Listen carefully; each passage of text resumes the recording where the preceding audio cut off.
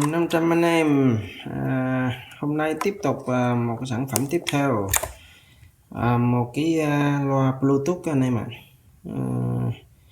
Nó rất là nhỏ, nó như này thôi nhưng mà nó có vỏ đó, bởi vì nó nghe rất là hay. Thì đây là cái sản phẩm loa Bluetooth của hãng Cliptech, giá mình mua là 450.000 đây cái này.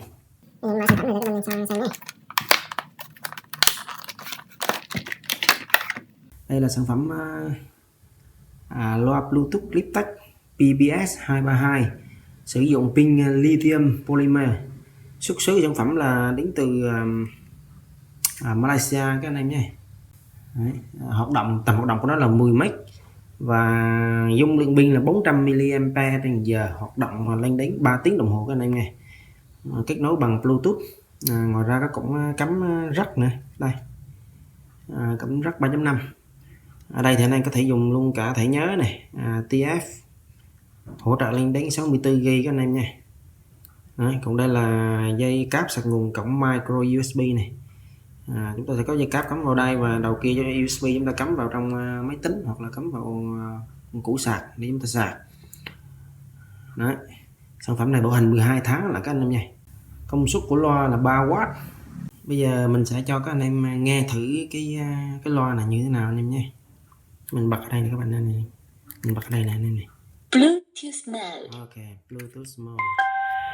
Này, tăng giảm âm lượng. Từ mình bật cho anh em xem.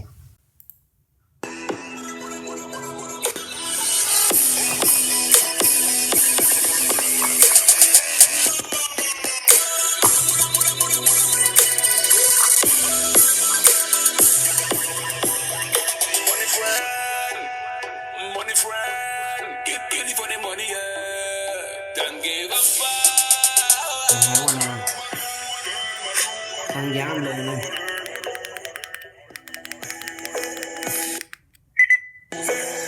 Khi nó vượt quá cái mức âm lượng cho phép thì nó sẽ báo tích tích cho này, tới nút lui này này. Hãy chuyển qua bài khác anh em này. Play ở đây. Đó này, tuyệt vời lắm anh em.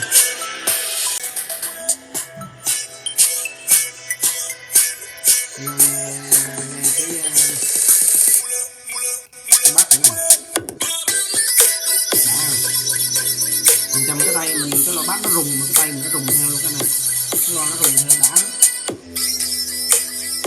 Cái tay bị loa cầm rất là ok. Please charge. Avoid destroying the battery. Gần hết pin là nó báo lên mình sạc điện lên này. Mình cắm dây là mình sạc lên này.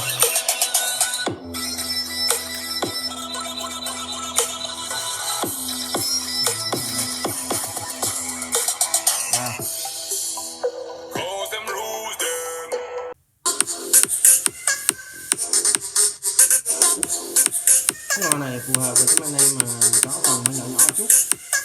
Cái loa này nghe cũng đủ ok rồi anh em ơi. Track rất là ổn, bass cũng rất là uy lực ấy. Nếu như một sản phẩm loa Bluetooth mà giống như thế này mà chúng ta mua hàng không có thương nhiều á, nghe đều lắm này. Nhưng mà riêng cái loa này nhỏ nhỏ nhưng mà có vỏ này, nghe rất là chắc này. Nhu cầu vừa phải anh em nhé, không quá to quá lớn nhưng mà vừa đủ nghe. Ok, cảm ơn các anh em đã xem video clip này. Chúc anh em có một ngày vui vẻ.